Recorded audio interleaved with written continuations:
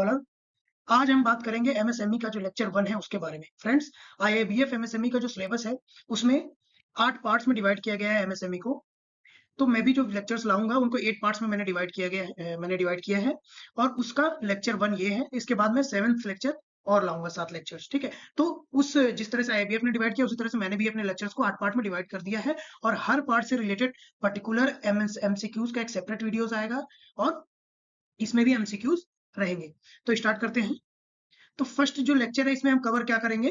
इसमें हम कवर करेंगे आपका evolution and definition of small micro enterprises और कैरेक्टरिस्टिक क्या है, advantage of MSME, its role, significance in economic development, role in economic development, need of SME क्या है, ठीक है। और किस तरह की ऑर्गेनाइजेशन होती है, proprietor, partnership, HUF, LLP, company, ठीक है। और इस्टेब्लिशमेंट कैसे हुआ है इनका, ठीक है। और इसके बाद ऑर्गेनाइजेशनल स्ट्रक्चर के लिए क्या रूल्स एंड रेगुलेशन है और जेंडर एंड एंटरप्रेन्योरियल डेवलपमेंट, ये सारी चीजें हम इस यूनिट में कवर करेंगे। तो फ्रेंड्स, देरी ना करते हुए स्टार्ट करते हैं। आपने जो लास्ट वीडियोस थे मेरे एमएसएमई और केवाईसी एएमएल से रिलेटेड, उनको बहुत प्यार दिया है, काफी अच्छा रिस्पांस मिला है उसको, तो उसके लिए आप सभी को धन्यवाद। चैनल को सब्सक्राइब, शेयर और लाइक करते रहिए। आगे बढ़ते हैं। उससे पहले डिस्कस कर लेते हैं कि जो एमएसएमई का सर्टिफिकेशन कोर्स होता है उसका क्या पैटर्न है, क्या पासिंग क्राइटेरिया। तो इसमें क्या होता है, 120 ऑब्जेक्टिव क्वेश्चंस रहते हैं जो कि 100 मार्क्स के होते हैं, ठीक है।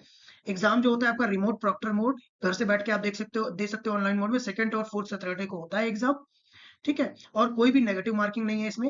आपको 60 आउट ऑफ 100 लाना है। अर्लियर ये क्या था, 50 लाना होता था, अभी मार्क्स को बढ़ा दिया है। तो अगर आपको ये सर्टिफिकेट क्लियर करना है तो 100 में से 60 मार्क्स लाना है। 2 घंटे का एग्जाम होगा, ठीक है। और पीरियोडिसिटी जैसे मैंने बताया, सेकंड एंड फोर्थ सैटरडे। अब आगे बढ़ते हैं और लेक्चर को स्टार्ट करते हैं। Friends, micro small and medium enterprises का इंडियन इकोनॉमी में रोल क्या होता है? बहुत ही इंपॉर्टेंट रोल होता है। ये क्या करते हैं, एक तो पहली चीज तो जितना भी इंप्लॉयमेंट जनरेशन होता है इंडिया में, ये सेकंड लार्जेस्ट इंप्लॉयर है, ठीक है। इसके थ्रू इंडिया में बहुत ज्यादा इंप्लॉयमेंट जनरेशन होता है और उसके कारण क्या होगा, जो इंडिया की जीडीपी ग्रोथ होती है उसमें भी इसका सिग्निफिकेंट कंट्रीब्यूशन है, ठीक है। तो अगर एग्रीकल्चर, जो कि इंडिया का मेन लार्जेस्ट इंप्लॉयर है, उसके बाद अगर कोई है तो वो है micro small and medium enterprises. तो अगर हम जो एमएसएमई मिनिस्ट्री की एनुअल रिपोर्ट थी 22-23, उसकी माने तो 11 करोड़ लोग जो है वो एमएसएमई में एम्प्लॉयड है, जो कि कितना होता है, 110 मिलियन लोग, ठीक है। और इसमें क्या होता है, आपके रूरल एरिया से भी लोग आते हैं और अर्बन एरिया से लोग आते हैं। तो क्या है, इंक्लूसिव ग्रोथ है, मतलब सारे तबके को लेकर एमएसएमई चलता है, ठीक है। अब इसमें मेन सेक्टर्स क्या क्या है? मेन सेक्टर्स आपके हो गए, मैन्युफैक्चरिंग सेक्टर में भी एमएसएमई है, आपका ट्रेडिंग में भी है और आपका सर्विस भी प्रोवाइड करता है, ठीक है। अब इसमें क्या आ गया आपका, जैसे हैंडीक्राफ्ट आ गए, हैंडमेड क्राफ्ट जो होता है, टेक्सटाइल से रिलेटेड चीजें आ गई आपकी, clothing and all. IT services भी आजकल जो स्टार्टअप्स है वो प्रोवाइड कर रहे हैं, और एग्रो बेस्ड इंडस्ट्रीज, ठीक है। अब अगर हम बात करें कि ऑन एन एवरेज इसका कंट्रीब्यूशन कितना है, जो हमारा ग्रॉस डोमेस्टिक प्रोडक्ट है इंडिया का, उसमें 30% contribution, it's a very huge number, ठीक है। एंड अगर हम एक्सपोर्ट की बात करें इंडिया की, तो लगभग 50% इंडिया का टोटल एक्सपोर्ट किस पे डिपेंड करता है, एमएसएमई में, ठीक है। और अगर मैन्युफैक्चरिंग आउटपुट की बात करें, जो इंडिया का मैन्युफैक्चरिंग टोटल होता है, उसमें 35% मैन्युफैक्चरिंग कौन करता है, आपका एमएसएमई सेक्टर करता है, ठीक है। तो एमएसएमई को प्रमोट करने के लिए गवर्नमेंट क्या है, नई नई स्कीम्स लाती है। जैसे आपने सुना होगा कि जो हमारे प्राइम मिनिस्टर होते हैं वो टाइम टाइम पे कुछ नए स्कीम का अनाउंसमेंट करते हैं, ठीक है। फिर उसको, उस गाइडलाइंस को जो कंसर्न मिनिस्ट्रीज होती है वो फॉलो करके रूल्स एंड रेगुलेशन लाती है। जैसे मेक इन इंडिया, आत्मनिर्भर भारत, digital India, these are the initiative that comes to promote the MSME. आगे मूव करते हैं। अब गवर्नमेंट किस तरह से सपोर्ट करती है एमएसएमई, ठीक है। उसके लिए गवर्नमेंट सेवरल स्कीम्स लाती है, जैसे कि prime minister employment generation programme, PMEGP. आप में से जो लोग ब्रांच में काम किए हुए हैं उनको पता होगा कि हमारे पास पीएमईजीपी के लोन्स के लिए प्रपोजल आता है, ठीक है। उनकी साइट होती है, साइट के थ्रू आता है, जो भी नियरेस्ट ब्रांच होती है, ठीक है। तो उसमें क्या होता है कि उसके उसके द्वारा जब लोन दिया जाता है तो गवर्नमेंट अलग अलग तबके को, एससी एसटी ओबीसी जनरल जो भी हैं, उनको उनके अकॉर्डिंग जो रूल्स एंड रेगुलेशन है उनको सब्सिडी प्रोवाइड करता है, ठीक है। After 3 year of significant satisfactory, अगर उसका यूनिट काम करता है तो, ठीक है। तो पीएमईजीपी किसके लिए है, न्यू एंटरप्रेन्योर्स के लिए, ठीक है। इसी तरह मुद्रा लोन के लिए एक पर्टिकुलर मुद्रा बैंक बनाया है 20,000 करोड़ के बजट से, ठीक है। इसका काम क्या होता है कि ये collateral free loan small businesses को देता है, ठीक है। अब उद्यम रजिस्ट्रेशन, ठीक है। पहले क्या होता था, बहुत ज्यादा टफ होता था रजिस्ट्रेशन करना एमएसएमई को, ठीक है। तो उससे क्या होता था, जो भी गवर्नमेंट बेनिफिट देती थी, जब नॉन रजिस्टर्ड रहते थे एमएसएमई तो उनको बेनिफिट नहीं मिल पाता था। तो उसी प्रोसेस को सिंप्लीफाई करने के लिए एक नया रजिस्ट्रेशन का प्रोसेस लाया गया, उसको बोलते हैं उद्यम रजिस्ट्रेशन, जो कि कोई भी जो एमएसएमई है वो ऑनलाइन रजिस्ट्रेशन कर सकती है और उसको उद्यम आधार नंबर मिल जाता है, ठीक है। अब और क्या लाए, सीजीटी-एमएससी कवर लाए। सीजीटी-एमएससी मतलब credit guarantee fund trust for micro and small enterprise. इसमें क्या होता है, कुछ माइनर अमाउंट कटता है उनका, उनका जो लोन होता है एज अ, इसको एक तरह से आप समझिए कि उनका इंश्योरेंस कवर है कि अगर इन केस कुछ डिफॉल्ट होता है या फिर वो एबल नहीं है पे करने पे, तो वो पैसा कौन पे करेगा लोन का, सीजीटी-एमएससी कवरेज के थ्रू पे होगा, ठीक है। तो फैसिलिटेटिंग लोन्स विदाउट कोलेटरल, ठीक है, कोलेटरल की भी जरूरत नहीं है। तो इससे क्या होगा कि जिन जो छोटे एमएसएमई है, जिनके पास कोलेटरल नहीं है, कुछ भी रखने के लिए नहीं है, कोई प्राइमरी सिक्योरिटी नहीं है कोलेटरल, तो अब उनको लोन लेने में प्रॉब्लम होता है। तो गवर्नमेंट सीजीटी-एमएससी लेके आई कि भाई ठीक है, हम एक माइन्यूट चार्ज आपके से एज अ कवरेज आपके लोन से डिडक्ट करेंगे और उसके बदले हम आपको गारंटी देंगे, ठीक है, विदाउट कोलेटरल। अब आगे मूव करते हैं, journey of MSME India evolution. अब कैसे इंडिया में इसका एवोल्यूशन और ग्रोथ कैसे हुआ, ठीक है। तो इसका स्टार्टिंग कैसे होता है इसके बारे में डिस्कस करेंगे, ठीक है। तो the micro small and medium enterprises sector in India has a played a crucial role in economic development, ठीक है। इकोनॉमिक डेवलपमेंट में भी इनका बहुत बड़ा योगदान है और एम्प्लॉयमेंट जनरेशन, जैसा मैंने आपको बताया, एक सिग्निफिकेंट एम्प्लॉयमेंट जनरेशन है इनका। और भारत में जो भी इंडस्ट्रियलाइजेशन हुआ है उसमें ये एमएसएमई का बहुत बड़ा योगदान है। अब एक क्वेश्चन आता है कि एमएसएमई किस लिस्ट के अंदर आते हैं, किस सब्जेक्ट में है। तो ये स्टेट लिस्ट जो कि आपका 7th शेड्यूल में है इंडियन कॉन्स्टिट्यूशन में, उसमें मेंशन है। तो अगर सिंपल ये क्वेश्चन आता है तो आप बोलेंगे स्टेट सब्जेक्ट। बट अगर पूछता है कि पॉलिसी मेकिंग जो गाइडलाइंस है वो कौन इशू करेगा, तो वो सेंट्रल गवर्नमेंट, ठीक है। अब आगे बढ़ते हैं कि इनका एवोल्यूशन का टाइमलाइन क्या है। तो इंडिपेंडेंस के पहले का अगर एरा देखें, जो कि आपका 1947 के पहले था, 1947 के पहले का देखें, तो उस समय जो भी स्मॉल स्केल इंडस्ट्रीज थी, उसमें जो मैक्सिमम इंडस्ट्रीज थी वो क्या थी, हैंडीक्राफ्ट बिजनेस था, हैंडलूम का बिजनेस था, कॉटेज इंडस्ट्रीज थी, ये मेन इंडस्ट्रीज थी, ठीक है। और क्या था, जो आपकी पॉटरी यानी कि जो आपके पॉट्स बनाने वाली इंडस्ट्रीज थी, ठीक है, ब्लैक स्मिथ थे, है ना, वेविंग थे, ये सारे थे, ठीक है। British rule led to the decline of indigenous industry due to mass produce import. अब क्या हुआ कि अब उस समय का ब्रिटिश एरा जो था उसने क्या किया कि बाहर से चीप चीजों को इंपोर्ट कर करके अपने इंडिया में उसको सेल किया। तो उससे क्या हुआ, जो यहाँ के छोटे एंटरप्राइजेस थे वो सस्टेन नहीं कर पाए, ठीक है। तो एक तरह से उनका डिक्लाइन हो गया। अब अगर हम बात करें पोस्ट इंडिपेंडेंस की, तो 1947 से 1991 क्या है, जब लिबरलाइजेशन आया, जो कि हमारे फाइनेंस मिनिस्टर श्री मनमोहन सिंह जी लाए थे। तो 1947 से 1991 तक का टेन्योर क्या था, गवर्नमेंट ने फोकस किया सेल्फ रिलायंस पे, कि भाई हमको स्मॉल स्केल इंडस्ट्रीज को प्रमोट करना है और खुद में इतना रिलायबल बनना है कि हमें बाहर से जितना कम से कम इंपोर्ट करना पड़े, ठीक है। उसके लिए 1948 में एक पॉलिसी आई जिसका नाम था फर्स्ट इंडस्ट्री पॉलिसी। किसके लिए आई थी, स्मॉल स्केल इंडस्ट्रीज को प्रोटेक्ट करने के लिए। इसके बाद हमारा आया सेकेंड 5 ईयर प्लान, जो कि किस पे फोकस था, ये इंडस्ट्रियलाइजेशन के लिए फोकस था। और किसके किसके द्वारा लाया गया था, किसके मॉडल पे बेस्ड था, Mahalanobis model. Friends, Mahalanobis model क्या है, इसको भी मैंने एक शॉर्ट में आगे लेक्चर में बताया हुआ है, वहां हम डिस्कस करेंगे। मेनली महालनोबिस मॉडल का काम ये था कि कैसे स्मॉल स्केल इंडस्ट्रीज हैं उनको हम प्रायोरिटाइज करें, उनको प्रमोट करें, ताकि ज्यादा से ज्यादा एम्प्लॉयमेंट जनरेट हो और ज्यादा से ज्यादा मैन्युफैक्चरिंग।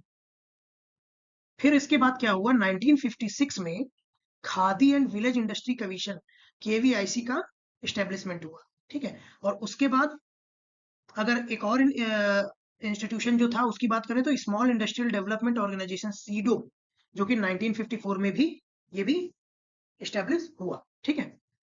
अब 1960 से 1980s में क्या हुआ, कुछ और इंडस्ट्रीज आई, लार्ज एंटरप्राइज, जैसे आपका भारत हैवी इलेक्ट्रिकल लिमिटेड भेल, ठीक है, सेल आया, ठीक है, steel authority of India limited and railways आया। तो ये सारी चीजें क्रम तरीके से सीरीज बाय सीरीज आती रही, गवर्नमेंट प्लान करती रही कि कैसे हम जो हमारा जो इंडिया के अंदर का एमएसएमई इंफ्रास्ट्रक्चर, इसको हम कैसे इंप्रूव करें। आगे बढ़ते हैं। फिर 1991 से 2006 के बाद में चला लिबरलाइजेशन प्रोग्राम और एक्सपेंशन। तो जो 1991 का इकोनॉमिक रिफॉर्म है बहुत फेमस है, ठीक है। तो ग्लोबलाइजेशन, क्योंकि देखिए वर्ल्ड में ग्लोबलाइजेशन हो रहा था, तो अब इंडिया पीछे नहीं रह सकता। तो हमें भी क्या था, पहले क्या था कि हमारे यहाँ फॉरेन डायरेक्ट इन्वेस्टमेंट नहीं हो सकता था। तो क्या था कि जो यहाँ के इंडस्ट्रीज थे वो इतना ओपन नहीं हो पाते थे कि बाहर क्या चल रहा है, क्या नए नए टेक्नोलॉजी अपग्रेडेशन हो रहे हैं, है ना। बाहर का जो इन्वेस्टर था वो भी इंडिया में पैसा नहीं लगा सकता था। लेकिन जब 1991 में इकोनॉमिक रिफॉर्म हुआ तो इस चीज को इंश्योर किया गया कि कंपटीशन को बढ़ाया जाए और नई अपॉर्चुनिटीज ओपन की जाए, ठीक है। और एक नई पॉलिसी लाई गई जिसके अंतर्गत स्मॉल स्केल इंडस्ट्रीज को रिस्ट्रक्चर किया गया, उसको बोलते हैं एसएसआई पॉलिसी, यानी स्मॉल स्केल इंडस्ट्रीज पॉलिसी 1991। अब इसके बाद ईयर 2000 में एक क्रेडिट गारंटी स्कीम लाई गई ताकि एमएसएमई को फाइनेंस, यानी अब भाई अगर मैन्युफैक्चरिंग करेंगे, सर्विसेज प्रोवाइड करेंगे तो उनको पैसा तो चाहिए ना वो चीज प्रोवाइड करने के लिए। तो पैसा कहाँ से मिलेगा, उसके लिए गवर्नमेंट लाई क्रेडिट गारंटी स्कीम। अब इसके बाद बात आई कि कैसे इसको रेगुलेट किया जाए, क्या क्या रूल्स एंड रेगुलेशन होंगे, है ना, कैसे काम करेंगी ये सारी चीजें। तो उसके लिए एक एक्ट आया 2006 में, 2006 में, उसका नाम था एमएसएमई डेवलपमेंट एक्ट, जिसने क्या किया, जो एसएसआई पॉलिसी थी 1991 की उसको रिप्लेस किया और नई डेफिनेशन जो थी micro small and medium enterprises की वो लेके आया। अब जो फोर्थ जो था उसमें क्या हुआ, एमएसएमई सेक्टर का बूम आया 2006 से 2020 तक। तो 2006 में मिनिस्ट्री ऑफ एमएसएमई का फॉर्मेशन किया गया, जिसका काम था कि वो पॉलिसी बनाए micro small and medium enterprises से रिलेटेड और फाइनेंशियल सपोर्ट प्रोवाइड करे, ठीक है। अब वो किसके थ्रू करेगी, पॉलिसीज बनाएगी तो उसके थ्रू करेगी। फिर 2010 में prime minister employment generation programme आया, पीएमईजीपी, ठीक है, सेल्फ एम्प्लॉयमेंट को प्रमोट करने के लिए। उसमें सब्सिडीज का प्रावधान रखा गया, ठीक है, कि जो भी न्यू एंटरप्रेन्योर होंगे उनको सब्सिडी प्रोवाइड की जाएगी। फिर 2015 में जो हमारे प्राइम मिनिस्टर थे श्री नरेंद्र मोदी जी, उन्होंने अनाउंसमेंट किया मुद्रा लोन्स का, तो मुद्रा लोन लेके आई गवर्नमेंट, ठीक है। उसके अंतर्गत मुद्रा लोन्स में क्या आया, प्रधानमंत्री मुद्रा योजना। फिर 2018 में क्या आया, उद्योग आधार मेमोरेंडम आया, डिजिटलाइजेशन एफर्ट के लिए क्या लाया गया, उद्योग आधार मेमोरेंडम, यानी इसके थ्रू आप, अब आपको वो टीडीएस जो प्रोसेस होती थी कि बहुत ज्यादा टफ होता था रजिस्ट्रेशन के लिए, ऑफिस के चक्कर काटना, वो सारा कुछ नहीं, ऑनलाइन जाओ उद्योग आधार पोर्टल पे और वहां पे अपना रजिस्ट्रेशन कराओ और आपको रजिस्ट्रेशन नंबर मिल जाए। आगे आते हैं, अब आया मॉडर्न एरा। मॉडर्न एरा क्या है, जो आपके कोविड से बाद का पीरियड है उसको हम बोलते हैं मॉडर्न एरा, 2020 से प्रेजेंट तक का। तो 2020 में क्या हुआ, एमएसएमई का रिक्लासिफिकेशन किया गया, किसके बेसिस पे, पहले क्या होता था कि क्लासिफिकेशन मैन्युफैक्चरिंग और सर्विस इंडस्ट्रीज का अलग अलग होता था। फिर क्या किया गया कि रिक्लासिफाई करके इसको इन्वेस्टमेंट और टर्नओवर के क्राइटेरिया पे बेस कर दिया गया, ठीक है। और क्या लाया गया, आत्मनिर्भर भारत अभियान 2020 में लाया गया, जिसके अंतर्गत 3 लाख करोड़ तक का क्रेडिट पैकेज एमएसएमई को प्रोवाइड किया गया। क्योंकि उस समय क्या था, कोविड की वजह से सेल्स डाउन थी, डिमांड कम थी। अब सेल नहीं होगा, प्रॉफिट नहीं आएगा, प्रॉफिट नहीं आएगा, लोन्स कैसे रिपे होंगे। तो इन सारी चीजों को टैकल करने के लिए गवर्नमेंट ने कई सारी नई नई योजनाएं लाई, उनमें से एक था आत्मनिर्भर भारत अभियान। फिर उद्यम रजिस्ट्रेशन, जैसा मैंने बताया आपको कि पहले जो आपका रजिस्ट्रेशन प्रोसेस जो था उसको रिप्लेस करके आपका उद्यम रजिस्ट्रेशन आ गया, ठीक है। इसके बाद 2022-23 का जो डेटा कहता है वो क्या कहता है, 30% से जीडीपी में और 50% से एक्सपोर्ट में कंट्रीब्यूशन है आपका। इसके बाद 2024 का अगर लेटेस्ट डेटा माने तो 23 करोड़ जॉब प्रोवाइड करता है एमएसएमई प्रेजेंट टाइम पे, ठीक है।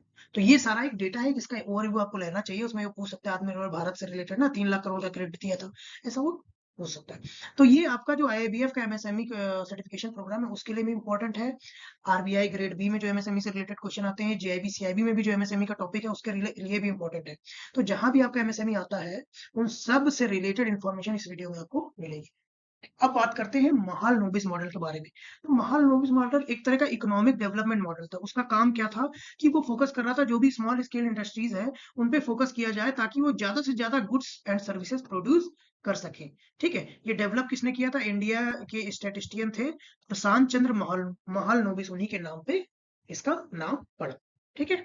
ये सेकेंड 5 ईयर प्लान में आया था 1956 से 1961 तक। अब आगे बढ़ते हैं फ्रेंड्स।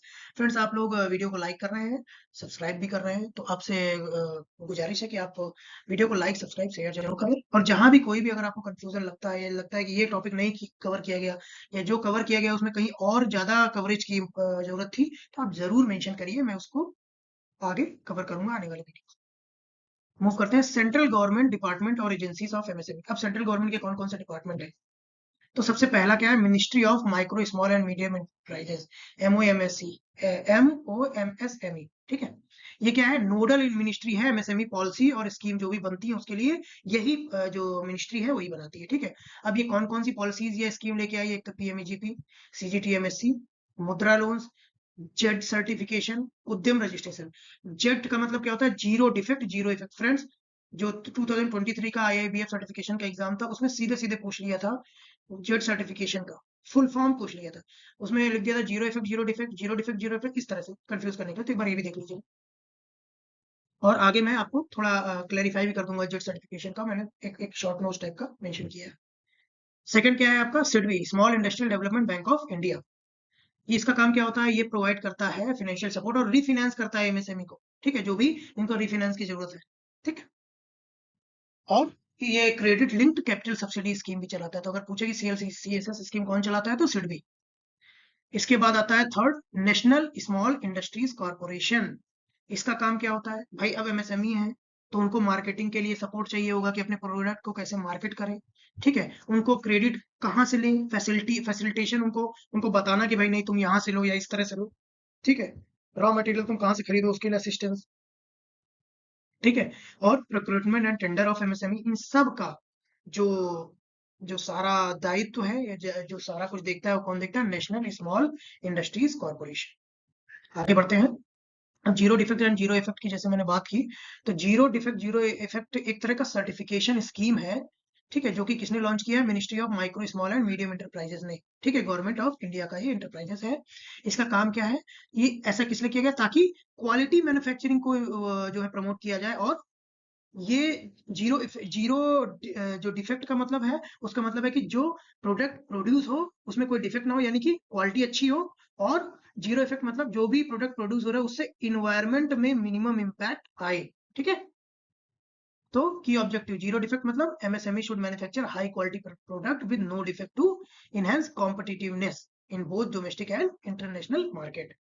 जीरो इफेक्ट का मतलब MSME should adopt eco friendly manufacturing process, ठीक है, ताकि उसका कोई भी एडवर्स इम्पैक्ट एनवायरमेंट में ना हो, जैसे कि पॉल्यूशन ना हो, वेस्ट जनरेट ना हो अननेसेसरी, ठीक है। और एक्सेसिव रिसोर्स का कंजम्पशन ना हो, कि इतना ज्यादा रिसोर्स का कंजम्पशन हो जा रहा है कि उतना आउटपुट ही नहीं आ रहा है, ठीक है। तो वो सारी चीजें। अब जेड सर्टिफिकेशन के कुछ लेवल्स भी होते हैं, जिसमें जो सबसे बेसिक लेवल होता है क्वालिटी और सस्टेनेबिलिटी के स्टैंडर्ड के लिए, वो होता है ब्रॉन्ज लेवल। फिर सिल्वर लेवल होता है जिसको इंटरमीडिएट लेवल बोलते हैं, ठीक है। और गोल्ड लेवल जो होता है, मतलब ये इंटरनेशनल क्वालिटी को मैच कर रहा है, ठीक है, एडवांस लेवल इसका मैन्युफैक्चरिंग है, तो वो गोल्ड सर्टिफिकेट। अब आगे मूव करते हैं। अब friends, reserve bank of India का यहाँ क्या काम है। रिजर्व बैंक ऑफ इंडिया क्या करता है, जितने भी बैंक्स हैं जिनको वो रेगुलेट करता है उनके लिए MSME लेंडिंग से रिलेटेड गाइडलाइंस प्रोवाइड करता है रिजर्व बैंक ऑफ इंडिया, ठीक है। जिसमें क्या आता है आपका, प्रायोरिटी सेक्टर लैंडिंग रहता है, ठीक है। अब बात करते हैं khadi and village industry commission. इसका काम क्या होता है, इसका काम होता है जो भी ट्रेडिशनल इंडस्ट्रीज है, जैसे हैंडीक्राफ्ट के बिजनेस है, या फिर जो विलेज इंडस्ट्रीज है, बहुत छोटी इंडस्ट्रीज है ना, उनको कैसे सपोर्ट प्रोवाइड किया जाए, ये सारा कौन देखता है, khadi and village industry commission. फिर सिक्स्थ है हमारा क्वायर बोर्ड ऑफ इंडिया, ठीक है। इसका काम क्या होता है, इसका काम होता है क्वायर बेस्ड MSME का को प्रमोट करना, ठीक है। अगला क्या है, अगला है हमारा एक्सपोर्ट क्रेडिट गारंटी कारपोरेशन। तो इसका क्या काम होता है, ये जो भी एक्सपोर्ट से रिलेटेड होता है ना उसके बारे में ये देखता है, ठीक है। जो भी MSME एक्सपोर्ट करते हैं ना उसको क्या उसका इंश्योरेंस हो कि अगर उसमें कोई डिफॉल्ट हो तो वो पैसा उसका ना डूबे ना, किसी तरह का भी घाटा ना हो जो मैं इंडस्ट्री है, तो उस सब चीजों को एक्सपोर्ट क्रेडिट गारंटी कॉर्पोरेशन देखता है, ठीक है। और ये क्वायर से जो जैसे मैंने बताया, क्वायर में क्या क्या आपका आता है, जैसे मैट्रेस हो गई, ठीक है, आपकी मैट हो गई, ठीक, और रोप्स जो होती हैं, ठीक है, या कोकोनट से जो चीजें बनती है जैसे जूट वूट, है ना, इन सब चीजों का जो भी उससे रिलेटेड जो MSME होते हैं उसको क्वायर बोर्ड ऑफ इंडिया देखता है। अब आगे मूव करते हैं। अब अभी तक हम सेंट्रल गवर्नमेंट के डिपार्टमेंट देख रहे थे, अब हम देखते हैं स्टेट गवर्नमेंट के कौन कौन से डिपार्टमेंट और एजेंसीज हैं, ठीक है। तो हर स्टेट का अपना एक ओन MSME डिपार्टमेंट होता है, ठीक है, जिसका काम होता है कि वो सब्सिडी प्रोवाइड करे, इंसेंटिव प्रोवाइड करे और इंफ्रास्ट्रक्चर सपोर्ट प्रोवाइड करे। अब इनमें से जो मेजर डिपार्टमेंट है वो कौन कौन से हैं, department of industries and commerce. इसका काम क्या होता है, स्टेट लेवल एमएसएमई एंड जो भी स्टेट लेवल एमएसएमई है उनके ये पॉलिसी बनाना या सब्सिडी प्रोवाइड करना, ठीक है। अब जैसे तमिलनाडु में क्या है, तमिलनाडु एमएसएमई डिपार्टमेंट, महाराष्ट्र में क्या है, महाराष्ट्र उद्योग मित्र, यूपी में UP MSME promotion and export department, ठीक है। तो ये सारे स्टेट डिपार्टमेंट्स। अब सेकंड है आपका स्टेट इंडस्ट्रियल डेवलपमेंट कॉर्पोरेशन, कभी कभी शॉर्ट फॉर्म पूछ लेगा एसआईडीसी का फुल फॉर्म क्या है, तो स्टेट इंडस्ट्रियल डेवलपमेंट कॉर्पोरेशन, ठीक है। इसका काम क्या होता है भाई, एमएसएमई है तो उसको इंडस्ट्री लगाने के लिए लैंड तो चाहिए, इंफ्रास्ट्रक्चर बनाने के लिए भी असिस्टेंट चाहिए, इंफ्रास्ट्रक्चर बनाना है तो पैसा चाहिए। तो इन सब के लिए जो स्टेट का जो कॉर्पोरेशन है या जो जो डिपार्टमेंट है जो उसको असिस्टेंट देता है, उसको बोलते हैं स्टेट इंडस्ट्रियल डेवलपमेंट कॉर्पोरेशन। जैसे कि अगर महाराष्ट्र की बात की जाए तो महाराष्ट्र में है Maharashtra industrial development corporation MIDC, ऐसे ही गुजरात में है Gujarat industrial development corporation GIDC. आगे मूव करते हैं फ्रेंड्स। अभी जेआईबी सीआईबी के भी सर्टिफिकेशन एग्जाम्स के सारे लेक्चर आने वाले हैं, और मैं कोशिश करूंगा कि जो प्रीवियस ईयर के जितने ज्यादा एमसीक्यू कलेक्ट करके आपके लिए डाल सकूं वो मैं कोशिश करूंगा। अभी मैं जितनी भी यूनिट्स है 8 यूनिट्स है उन सबका एक यूनिट वाइज एमसीक्यू भी अपलोड कर दूंगा। तो आपसे आशा है कि आप उसको जरूर देखिएगा और एग्जाम से पहले एटलीस्ट एमसीक्यू जरूर देख के जाइएगा। अब बात करते हैं डिस्ट्रिक्ट इंडस्ट्रीज सेंटर क्या होते हैं, ठीक है। जैसे नाम से समझ में आ रहा है डिस्ट्रिक्ट, यानी कि ये डिस्ट्रिक्ट लेवल पे काम करते हैं, ठीक है। अभी स्टेट लेवल की बात हो गई, अब बात करते हैं डिस्ट्रिक्ट। तो डिस्ट्रिक्ट लेवल में एमएसएमई को कौन देखेगा, तो वो देखेगा डीआईसी, ठीक है। वो क्या करेगा, रजिस्ट्रेशन से रिलेटेड जो भी इश्यूज हैं, फाइनेंस इंसेंटिव, ये सारा काम डिस्ट्रिक्ट इंडस्ट्री सेंटर देखेगा। स्टेट फाइनेंशियल कॉर्पोरेशन का क्या काम है, provide loan and financial support for MSME. अब अगर हम फरवरी 2025 के हिसाब से अभी जो बजट आया है, जो हमारी वित्त मंत्री श्रीमती निर्मला सीतारमन जी ने पेश किया, उसमें कुछ अमेंडमेंट किए। तो हो सकता है आप ये वीडियो अगर अभी देख रहे हैं तो अभी के हिसाब से ये डिटेल करेक्ट है। यदि आप इसको 1 साल बाद देख रहे हैं तो जो मैं अभी आपको कैटेगराइजेशन बताने वाला हूँ micro small and medium enterprises का, एक बार इसको रीचेक कर लीजिएगा, क्योंकि ये टाइम टाइम पे गवर्नमेंट अमेंडमेंट करती रहती है। तो अभी देखें तो माइक्रो इंटरप्राइजेस का हो गया है 1 करोड़ से बढ़ा के कर दिया है 2.5 करोड़ इन्वेस्टमेंट लिमिट, और टर्नओवर हो गया है 10 करोड़ जो कि पहले 5 करोड़ था। स्मॉल इंटरप्राइजेस का क्या हो गया है, 25 करोड़ हो गया है। इसी तरह टर्नओवर लिमिट क्या हो गया, 100 करोड़ हो गया है। मीडियम इंटरप्राइजेस का 125 करोड़ इन्वेस्टमेंट लिमिट हो गया है, और टर्नओवर लिमिट हो गया है 500 करोड़। ये 2025 का जो फरवरी का बजट है उसका ये लेटेस्ट अमेंडमेंट है। तो आप जब भी इस वीडियो को देख रहे हैं आप इंश्योर करिएगा कि लेटेस्ट गाइडलाइन को फॉलो करिए। आगे मूव करते हैं friends. Composition criteria rule, if a business exceed either the investment और, तो देखो कंपोजिशन क्राइटेरिया बेसिकली है क्या, कि कोई बिजनेस यानी कि माइक्रो स्मॉल मीडियम एंटरप्राइज जो भी बिजनेस है, वो अगर उसका जो इन्वेस्टमेंट क्राइटेरिया है या फिर टर्नओवर क्राइटेरिया है, उन दो में से कोई एक भी अगर उसने ब्रीच कर दिया, ठीक है, तो वो नेक्स्ट हायर कैटेगरी में चला जाएगा, ठीक है। But no enterprises shall placed in lower category unless it meets both investment and turnover. मतलब अगर ब्रीच करता है हाई को कोई भी एक इन्वेस्टमेंट या टर्नओवर तो ऊपर वाली कैटेगरी में चला जाएगा, बट अगर उसको ऊपर वाली से नीचे वाली कैटेगरी में आना है तो उस केस में इन्वेस्टमेंट और टर्नओवर दोनों क्राइटेरिया उसको ब्रीच करने पड़ेंगे। जैसे मीडियम इंटरप्राइजेस की अगर बात करें तो अगर उसका इन्वेस्टमेंट हो गया है 100 करोड़, ठीक है, और टर्नओवर उसका हो गया 450 करोड़, ठीक है, तो उसका टर्नओवर जो है वो sees a drop in turnover to, हाँ अब मान लो 450 करोड़ से वो 90 करोड़ कम हो गया, बट उसका इन्वेस्टमेंट अभी भी 100 करोड़ है, तो वो अभी भी मीडियम में ही रहेगा, ठीक है। तो सीधा सा एक लेमन लैंग्वेज में समझिए कि दो में से कोई भी एक अगर बढ़ा तो हायर कैटेगरी में जाएगा जो भी इंटरप्राइज है, और यदि दो के दोनों घटे तो लोअर कैटेगरी में आ जाएगा, ठीक है। अब बात करते हैं MSME classification for multiple GSTIN under same pan, ठीक है। तो अब मान लो कोई इंडस्ट्री है एमएसएमई की जिसके पास पैन कार्ड तो एक ही है लेकिन जीएसटी बहुत सारे हैं, तो जब उस बिजनेस का कैटेगराइजेशन होगा कि इसको माइक्रो में रखें कि स्मॉल में रखें कि मीडियम में रखें, तो उन सब का कंबाइन पूरा इन्वेस्टमेंट और टर्नओवर लिया जाएगा, यानी कि सारे जीएसटी को कंबाइन करके ही लिया जाएगा, ऐसा नहीं है कि सिर्फ एक का काउंट किया जाएगा, ठीक है। अब आगे बढ़ते हैं। जैसे कि एक कंपनी है जिसकी 3 यूनिट है, ठीक है, जिनका इन्वेस्टमेंट है 30 करोड़ और टर्नओवर हो रहा है 90 करोड़, तो उस केस में वो क्या होगा, मीडियम में चली जाएगी, ठीक है। अब यहाँ पे करेक्शन है, चूंकि ये 30 करोड़ अभी रिवाइज हो गया है, तो ये 90 करोड़ नहीं होगा, यहाँ पे हो जाएगा आपका, अभी चूंकि जो लिमिट है अप टू 500 करोड़ हो गई है, 250 से 500 करोड़, तो इसको यहाँ पे रखते हैं 400 करोड़ कर लेते हैं, ठीक है, और इन्वेस्टमेंट रख देते हैं आपका 1110 करोड़, ठीक है, सॉरी 150 करोड़, चूंकि 125 हो गया है, ठीक है, तो वो हो जाएगा हमारा मीडियम एंटरप्राइज, अगर तीनों को मिला के इतना हो रहा है, ठीक।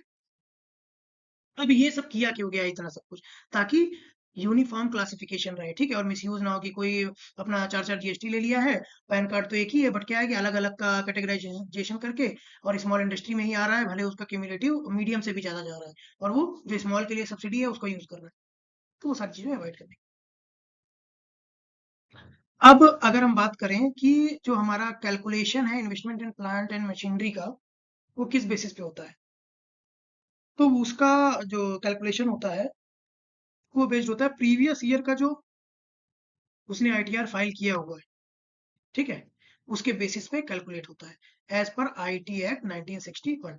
बट अगर न्यू ये था एग्जिस्टिंग जो चल रही एंटरप्राइज, अगर नई एंटरप्राइजेज है पहली बार वो आईटीआर फाइल करने जा रही है, तो उस केस में सेल्फ डिक्लेरेशन वो उससे लेके भी उसका इन्वेस्टमेंट कैलकुलेट किया जाएगा, जब तक कि वो पहला आईटीआर फाइल नहीं कर देता है, ठीक है, और इसका ये जो सेल्फ डिक्लेरेशन है इसका पीरियड कब खत्म हो जाएगा, जो भी 31 मार्च होगा उस फाइनेंशियल ईयर का, ठीक है, जिस फाइनेंशियल ईयर में उस एंटरप्राइज ने अपना पहला आईटीआर फाइल किया, ठीक है। तो फ्रेंड्स, वीडियो को आराम से देखिए, रिलैक्स होके देखिए, बहुत ही सिंपल है, ठीक है, कुछ भी इसमें टफ नहीं है, एकदम लेमैन लैंग्वेज में, और ऐसे ही आता है, सिंपल एक केस स्टडी दे देगा, आपसे पूछ लेगा कि it relies on which category, ठीक है, तो इतना जरा भी एकदम काम होके एग्जाम दीजिएगा, बहुत ही सिंपल एग्जाम होता है, बस हाँ, आपको रीड करना होगा प्रॉपरली, थोड़ा लेंदी क्वेश्चन कुछ कुछ होते हैं, कुछ डायरेक्ट पूछते हैं, बट उसमें मैक्सिमम 70 to 80 मार्क्स के क्वेश्चन जो होते हैं बहुत ही सिंपल होते हैं।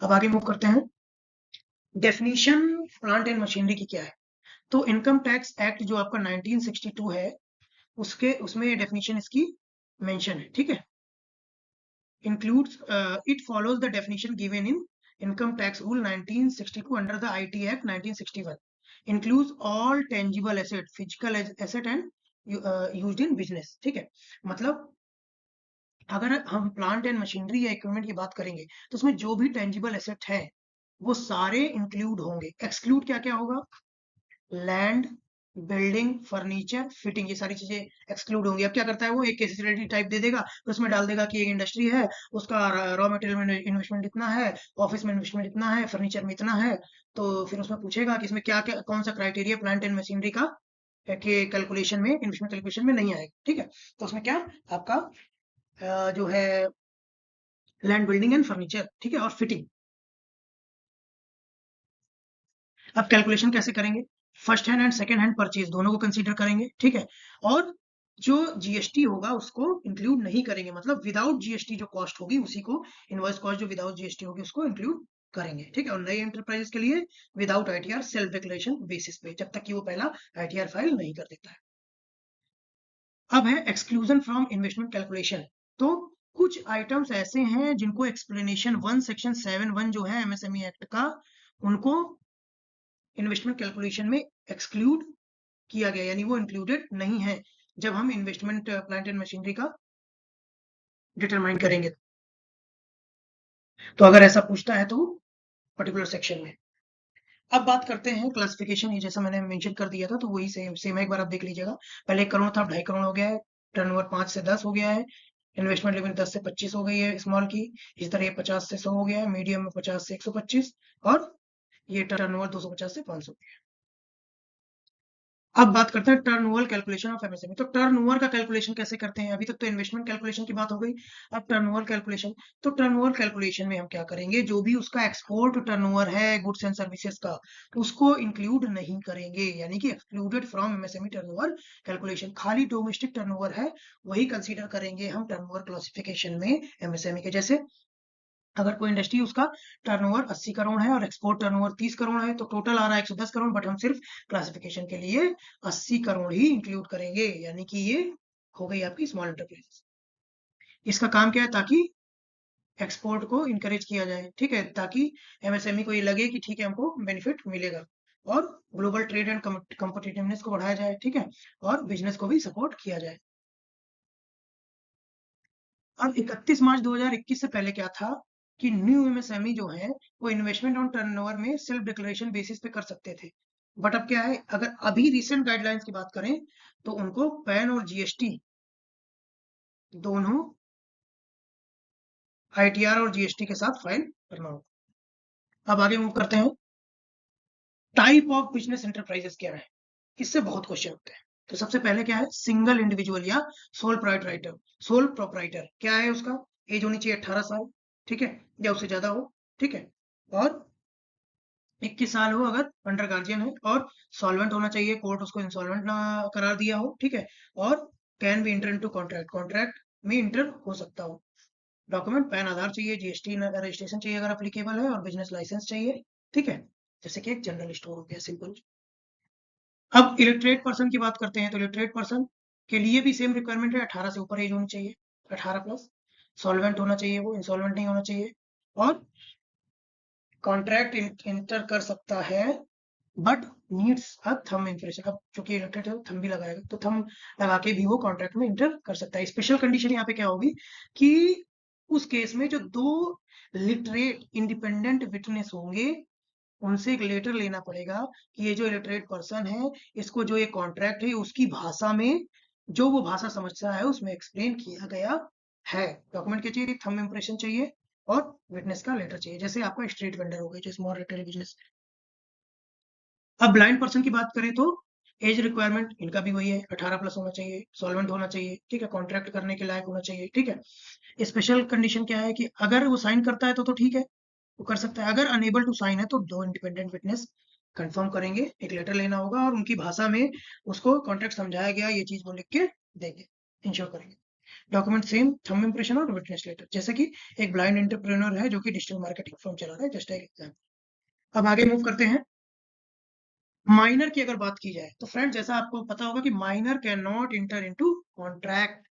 तो माइनर कौन है, जिसकी 18 से कम एज है, तो can not start a business independently due to lack of legal capacity, ठीक है। अब इसके केस में सॉल्वेंसी का कोई मतलब ही नहीं है क्योंकि अप्लीकेबल ही नहीं होती है। Minor can not enter into contract, can be a partner in firm, हाँ बिल्कुल हो सकता है, पार्टनर हो सकता है वो फर्म में, लेकिन वो सिर्फ प्रॉफिट शेयर करेगा। अगर लॉस होता है तो माइनर की कोई भी जिम्मेदारी नहीं है, ये पॉइंट यहाँ पे बहुत समझने वाला है। और अब माइनर मान लो मेजर हुआ, तो मेजर होने के 6 महीने के अंदर उन भाई साहब को एक नोटिस पेपर में देना होगा अगर वो पार्टनर बने रहना चाहते हैं, ठीक है, if they want to continue as a partner, ठीक है। प्रॉफिट शेयरिंग में क्या होगा, माइनर प्रॉफिट शेयर कर सकता है but can not be reinvested without consent, losses are not borne by the minor, तो लॉस वो बोर्न नहीं करेगा। डॉक्यूमेंट क्या क्या चाहिए, गार्जियन के अप्रूवल चाहिए, एक लेटर चाहिए होगा, और ट्रस्ट, सारे ट्रस्टी का एक एग्रीमेंट लेटर होगा जिसमें मेंशन होगा कि ये माइनर प्रॉफिट शेयर करेगा। तो एग्जांपल क्या है, minor inheriting a business but managed by a guardian, मतलब माइनर का बिजनेस है लेकिन मैनेज कौन कर रहा है, गार्जियन। अब मूव करते हैं हिंदू अनडिवाइडेड फैमिली, ठीक है।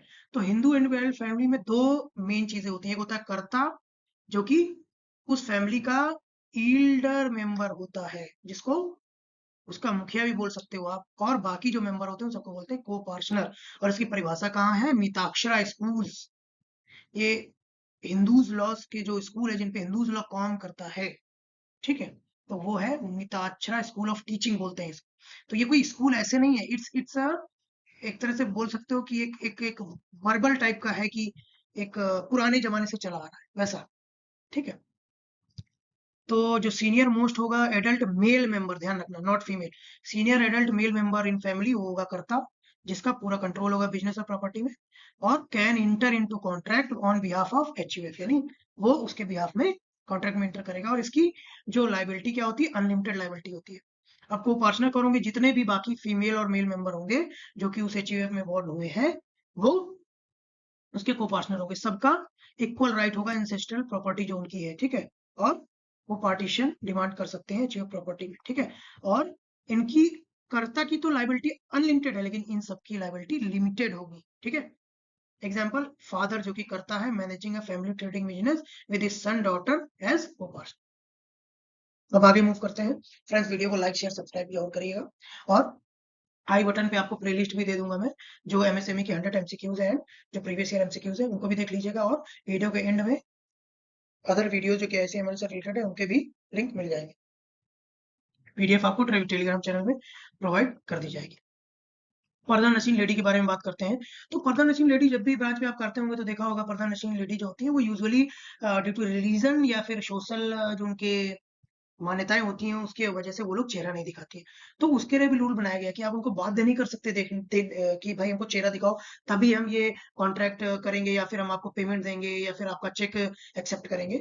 बल्कि उसका सही नियम ये है कि वो जो पर्दा नशीन लेडी है उसको आइडेंटिफाई कौन करेगा, उसका जो रिलेटिव है, ठीक है, जो भी औरत या उसका हस्बैंड या फिर कोई भी जो लेडीज है जो उसको जानती है, ठीक है।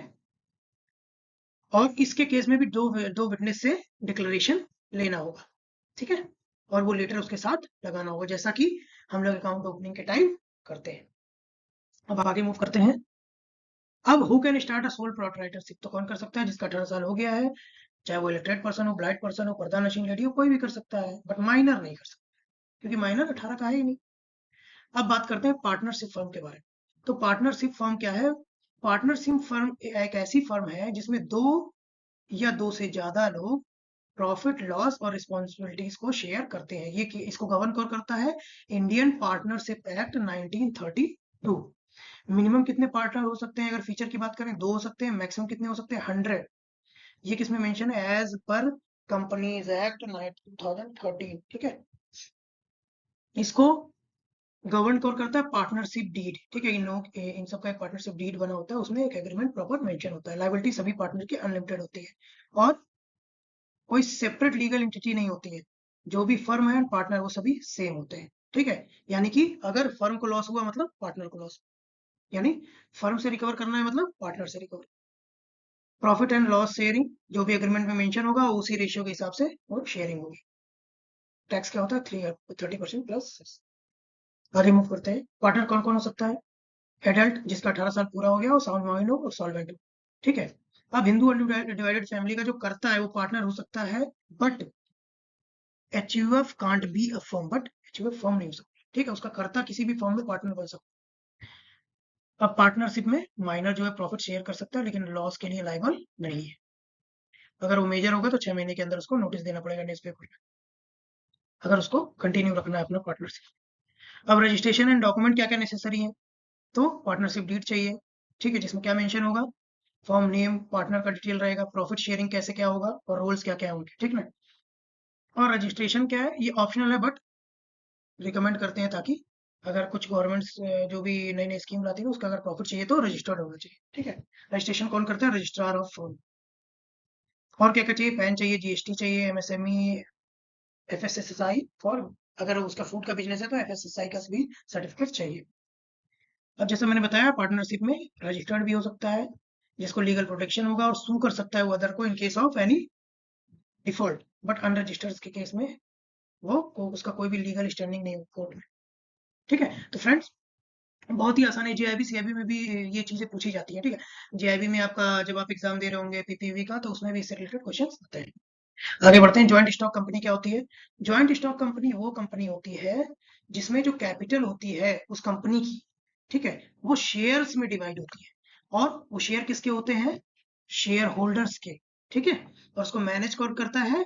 जो कि शेयर होल्डर द्वारा अपॉइंटेड डायरेक्टर होता है। किसमें मेंशन है? कंपनीज एक्ट 2013 में। ये एक सेपरेट लीगल एंटिटी होती है, ठीक है। यानी कि जो कंपनी है और जो ओनर है वो दोनों डिफरेंट है, ठीक है। ऐसा नहीं कि अगर कंपनी को शू किया जा रहा है तो इसका मतलब ओनर को शू किया जाएगा, ऐसा नहीं, ठीक है। लिमिटेड लाइबिलिटी होती है, यानी कि शेयर होल्डर्स जो भी हैं इसके, उनकी लाइबिलिटी उतनी ही है जितना उनका इन्वेस्टमेंट है। और परपेचुअल सक्सेशन होता है, मतलब ऐसा नहीं है जैसे पार्टनरशिप के केस में क्या था कि यदि कोई एक पार्टनर खत्म हो गया तो दूसरा पार्टनर लाने के लिए उनको पूरा अकाउंट बंद करना पड़ेगा पार्टनरशिप फर्म का, और एक नया पार्टनरशिप डीड में एग्रीमेंट बनाना पड़ेगा। बट इस केस में क्या है? इस केस में परपेचुअल सक्सेशन है, मतलब कि अगर कंटिन्यू ओनर से अगर ओनर चेंज होता है तब भी कोई दिक्कत नहीं है उसको, जो भी इनका सॉरी जो भी डायरेक्टर है वो चेंज हो जाएगा, कोई इशू नहीं है। ठीक है, परपेचुअल सक्सेशन रहेगा, ये कभी भी खत्म नहीं होगी। तो शेयर जो है वो ट्रांसफरेबल है, ठीक है, उनको बॉट भी किया जा सकता है, सोल्ड भी किया जा सकता है। और मैनेज कौन करता है, सारे शेयर्स को मैनेज बाय डायरेक्टर, जिनको कौन इलेक्ट करता है, शेयर होल्डर। ठीक है। और टैक्सेशन क्या है, कॉर्पोरेट टैक्स जो भी है कॉर्पोरेट टैक्स वो अप्लाई होता है इसमें, आईटी एक्ट में जो मेंशन है। अब बात करेंगे type of joint stocking companies क्या है। तो एक तो होती है प्राइवेट लिमिटेड, दूसरी होती है पब्लिक लिमिटेड। प्राइवेट लिमिटेड में क्या होता है, ये पब्लिक जो होती है उसके पास नहीं जा सकती कि भाई हमको तुमसे पैसा चाहिए, उसके बदले में आपको शेयर दे रहे हैं, तो वो पब्लिक को शेयर सब्सक्राइब करने के लिए नहीं बोल सकती है। इसमें जो भी शेयर होते हैं वो प्राइवेटली हेल्ड होते हैं। ठीक है। एंड कब ये ट्रांसफर हो सकते हैं, only with the consent of जो भी उसके एग्जिस्टिंग शेयर होल्डर है। ठीक है। अब इसमें टाइपिकली कौन से होते हैं, जो फाउंडर्स होते हैं जिन्होंने कंपनी बनाई होती है, या फिर फैमिली मेंबर होते हैं, या फिर प्राइवेट इन्वेस्टर होते हैं, और ये स्टॉक एक्सचेंज में लिस्ट नहीं होती है। ठीक। अब अगर लीगल बेसिस की बात करें तो सेक्शन 2 सब सेक्शन 68 जो है कंपनीज एक्ट 2013 का, ठीक है, उसमें ये मेंशन है कि private company can not issue share to the public. अब आगे मूव करते हैं फ्रेंड्स। Public limited company. तो पब्लिक लिमिटेड कंपनी क्या है, नाम से पता चल रहा है, जो पब्लिक को शेयर सब्सक्राइब करने के लिए इनवाइट कर सकती है। ठीक है। इसमें शेयर जो है वो फ्रीली ट्रांसफरेबल होते हैं। ठीक है। स्टॉक एक्सचेंज में भी ट्रेड होते हैं, जैसे जितने भी आप स्टॉक एक्सचेंज में पब्लिक लिमिटेड कंपनीज देख रहे हैं ना, वो सारी क्या है, जितने भी कंपनीज हैं वो पब्लिक लिमिटेड कंपनीज है, जिनके शेयर फ्रीली ट्रांसफरेबल है। तो must issue a prospectus before, तो एक तरह का प्रोस्पेक्टस वो लोग लाते हैं जिसमें प्रॉपर मेंशन होता है कि शेयर का प्राइस क्या है, क्या कितने में इशू होगा शेयर, क्या इन्वेस्ट, सब कुछ उसमें मेंशन होता है। ठीक है। तो वो उनको लाना पड़ता है पब्लिक को शेयर ऑफर करने से पहले। लीगल बेसिस क्या है, सेक्शन 2 सबसेक्शन 71 जो है कंपनीज एक्ट 2013 का, वो ये बोलता है कि public company can raise capital from the public by issuing share through initial public offering. जैसे कि स्टॉक मार्केट में आप देखते होंगे ना कि आईपीओ आने वाला है ना, अभी आजकल बड़ा पॉपुलर हो रहा है आईपीओ की, यार आईपीओ पे लगाएंगे, जल्दी से लिस्ट होगा, 50% 100% गेन लेके सेल करके निकल जाए। तो वो जो आईपीओ आता है ना, उसको बोलते हैं इनिशियल पब्लिक ऑफरिंग। ठीक है। तो कोई भी पब्लिक लिमिटेड कंपनी जब शेयर अपने पब्लिक को इन्वाइट करती है लेने के लिए, तो आईपीओ के थ्रू ही करती है। तो अगर प्राइवेट लिमिटेड की बात करें तो जैसे टाटा सन प्राइवेट लिमिटेड हो गया, पब्लिक लिमिटेड की तो टाटा स्टील हो गया, रिलायंस इंडस्ट्रीज हो गया, है ना, एनटीपीसी भी, बहुत सारी कंपनीज है। ठीक है। अब कुछ इनके अगर हम इनके बीच में कुछ क्लासिफिकेशन की बात करें, तो प्राइवेट लिमिटेड में अगर हम शेयर होल्डर की बात करें तो मिनिमम 2 शेयर होल्डर होते हैं। पब्लिक लिमिटेड में मिनिमम 7 शेयर होल्डर होते हैं। ठीक है। और मैक्सिमम शेयर होल्डर की बात करें तो प्राइवेट लिमिटेड में मैक्सिमम 200 शेयर होल्डर होते हैं, जबकि पब्लिक लिमिटेड में कोई लिमिट नहीं, कितने भी हो सकते हैं, जितने लोग शेयर खरीदते हैं। अब प्राइवेट लिमिटेड में क्या होता है, मिनिमम 2 डायरेक्टर होते हैं, जबकि पब्लिक लिमिटेड में मिनिमम 3 डायरेक्टर होते हैं। ठीक है। और मैक्सिमम डायरेक्टर कितने हो सकते हैं, प्राइवेट लिमिटेड में 15 हो सकते हैं, लेकिन इस संख्या को इंक्रीज भी किया जा सकता है एक स्पेशल रेजोल्यूशन जो भी है कंपनी के डायरेक्टर लाके इसमें। ठीक है, बोर्ड रेजोल्यूशन के थ्रू। ऐसे ही सेम पब्लिक लिमिटेड कंपनी में भी मैक्सिमम 15 है, बट इसको इंक्रीज किया जा सकता है बोर्ड रेजोल्यूशन से। ठीक है। अब क्या है, at least one director must be an Indian residence, मतलब कि जो भी इनके डायरेक्टर है ना, मिनिमम 2 3 जो भी यहाँ मेंशन है, उनमें से एक डायरेक्टर कम से कम इंडियन रेजिडेंस होना चाहिए। इंडियन रेजिडेंस कौन होता है, जो पिछले वाले ईयर में 182 दिन कम से कम इंडिया में रुका हो। ठीक है। और हर डायरेक्टर के पास अपना एक डायरेक्टर आइडेंटिफिकेशन यानी कि डिन नंबर होना चाहिए। ठीक है। तो फ्रेंड्स आगे मूव करते हैं। लेक्चर थोड़ा बड़ा हो गया क्योंकि मैंने सारे टॉपिक इसमें कवर किए हैं। आप अदर वीडियोस अगर देखोगे तो शायद कुछ टॉपिक, जितना मैंने ऑब्जर्व किया, कुछ टॉपिक्स लोगों ने छोड़े हुए हैं या कहीं पे कुछ वाइड तरीके से इंक्लूड नहीं किया गया, बट मैंने कोशिश की कि जितना भी टॉपिक यूनिट 1 में है उसको मैं थॉरली इसमें कवर करूँ। फॉर्मेशन एंड रजिस्ट्रेशन क्या है, तो रजिस्ट्रार ऑफ कंपनीज के थ्रू होता है इसका रजिस्ट्रेशन। ठीक है। अब की डॉक्यूमेंट क्या क्या चाहिए होते हैं आपको, एक तो मेमोरेंडम ऑफ एसोसिएशन चाहिए होगा। मेमोरेंडम ऑफ एसोसिएशन क्या होता है, जिसमें मेंशन होता है कि कंपनी का ऑब्जेक्टिव क्या है। ठीक है। और फिर होता है article of association. Article of association में क्या क्या रूल और रेगुलेशन है कंपनी के, वो मेंशन होते हैं। फिर सर्टिफिकेट ऑफ इनकॉर्पोरेशन क्या होता है, उसमें लीगल प्रूफ होता है, यानी कंपनी का रजिस्ट्रेशन का जो भी लीगल प्रूफ होता है वो उसमें होता है। फिर डिन नंबर, जैसा मैंने बताया, हर डायरेक्टर का अपना एक डिन नंबर होगा। ठीक है। और डिजिटल सिग्नेचर सर्टिफिकेट होगा। फिर पैन और टैन नंबर होगा। ठीक है। अब प्रॉस एंड कॉन्स की बात करें तो लिमिटेड लायबिलिटी है, इजी कैपिटल रेजिंग है, और परपेचुअल एक्जिस्टेंस इसका भी है, यानी ये कभी भी खत्म नहीं। अब बात करते हैं 1% कंपनी की। तो नाम से समझ में आ रहा है 1%, यानी इसमें एक व्यक्ति और एक डायरेक्टर इस कंपनी को चला सकते हैं। ठीक है, ये कंपनीज एक्ट 2013 में मेंशन किया गया है। ठीक, तो की फीचर क्या हो गया, सिंगल ओनर हो गया, यानी कि एक ही शेयर होल्डर है, जो कि इंडियन रेजिडेंस होना चाहिए, एनआरआई नहीं होना चाहिए। ठीक है, और लिमिटेड लायबिलिटी होती है। ठीक है, तो पर्सनल एसेट प्रोटेक्टेड होते हैं, और ये सेपरेट लीगल एंटिटी होती है, मतलब ओनर अलग होगा और कंपनी की लायबिलिटी अलग होगी। परपेचुअल सक्सेशन होगा, मतलब अब इसमें परपेचुअल सक्सेशन कैसे होगा कि पहले से ही एक नॉमिनी मेंशन करना होगा। ठीक है, वो जैसे ही ओनर की डेथ होगी तो वो उसको रिप्लेस कर देगा। ठीक है, तो मिनिमम एक डायरेक्टर और मिनिमम एक मेंबर हो सकता है। अब इसमें भी ये है कि ये पब्लिक से फंड को रेज नहीं कर सकती, मतलब share can not be issued to the public. ये सारे फीचर्स हैं। तो जितने भी मैं यहाँ फीचर्स बता रहा हूँ ना, इन सबसे एक एक क्वेश्चन बन जाता है। आगे मूव करते हैं। Who is residence of India, जैसे मैंने बताया कि भारत में, इंडिया में, वो जो उसका प्रीसीडिंग फाइनेंशियल ईयर है उसमें कम से कम 182 दिन के लिए स्टे किया हो। कंपनीज एक्ट में प्रॉपर्ली डेफिनेशन मेंशन। अब गवर्नमेंट कंपनी की बात करें तो ऐसी कंपनी जिसमें गवर्नमेंट का कंट्रीब्यूशन, यानी कि जो पेड अप शेयर कैपिटल है 51% हो या उससे ज्यादा हो, उसको गवर्नमेंट कंपनी बोलते हैं। ये सेक्शन 2 सबसेक्शन 45 में कंपनीज एक्ट के मेंशन है।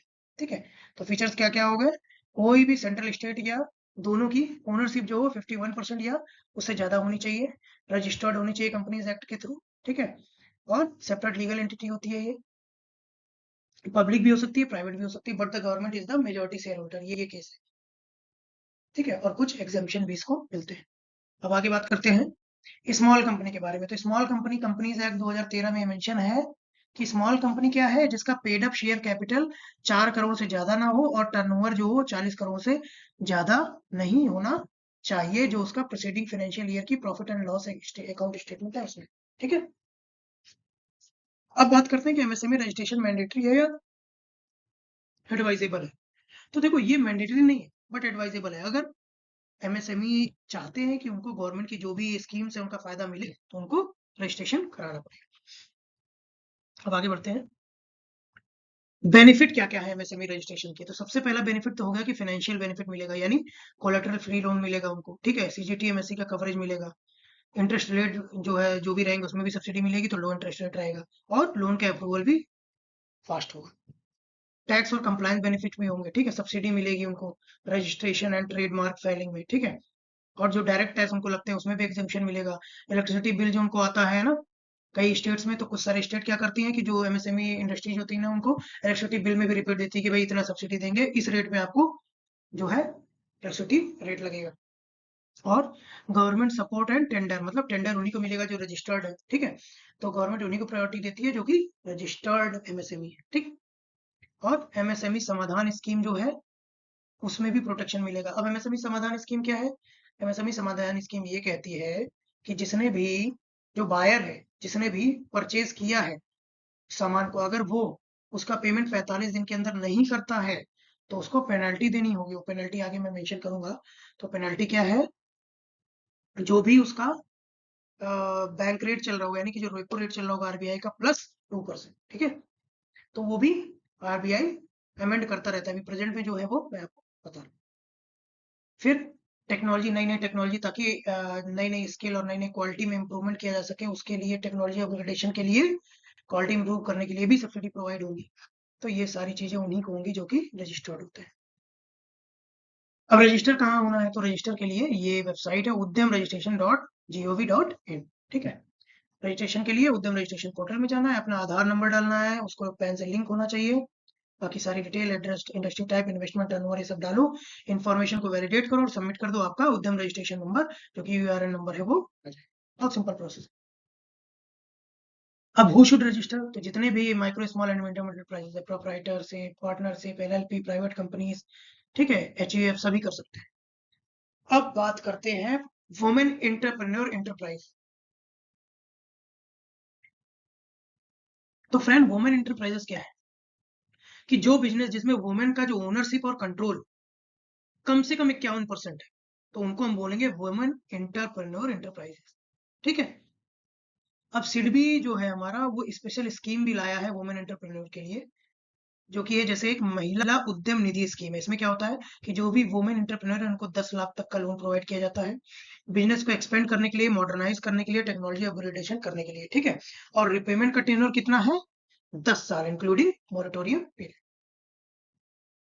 अब कुछ एमएसएमई के जो इस टॉपिक से रिलेटेड एमसीक्यूज हैं इसमें मैंने इंक्लूड किए हैं, और बाकी सेपरेट यूनिट वाइज एमसीक्यूज भी, उसका भी वीडियो अपलोड हो जाएगा, तो आप लोग वो सारा देख लीजिए। तो फर्स्ट क्वेश्चन है, as per MSME classification in India which type of turnover is considered for determining the MSME status. तो उसमें क्या होता है, ओनली डोमेस्टिक टर्नओवर, एक्सपोर्ट को इंक्लूड नहीं करते हैं। What is the maximum number of partner allowed in partnership form? Maximum number 100। What is the minimum number of shareholder required for public limited company in India? तो minimum कितने हैं? 7. C is the right answer. Which of the following correct represent the updated MSME classification? तो क्या है? Medium enterprises. सी सही है। Medium enterprises का क्या है? इन्वेस्टमेंट में 125 करोड़ है और टर्नओवर 500 करोड़। आगे मूव करते हैं। फिफ्थ क्वेश्चन है, under the MSME classification for multiple GST under the same PAN which of the following statement is correct? Each GST is classified separately as an independent MSME. नहीं, बिल्कुल गलत। Only the unit with largest turnover is considered for classification. No, ये भी गलत है। The investment and turnover of all units under the same pen are aggregated to determine the MSME. C is the right answer. So C is the right answer. So thank you friends for watching the Finance Scholar. और friends, आपने पुरानी videos को बहुत ही like और subscribe किया है, बहुत ही उनको पसंद किया है, तो उसके लिए मैं आपका धन्यवाद करता हूँ। और आगे भी वीडियोस को लाइक शेयर और सब्सक्राइब करते रहिए, और जो भी आपके क्वेरीज हैं उनको कमेंट बॉक्स में जरूर डालिए। Thank you.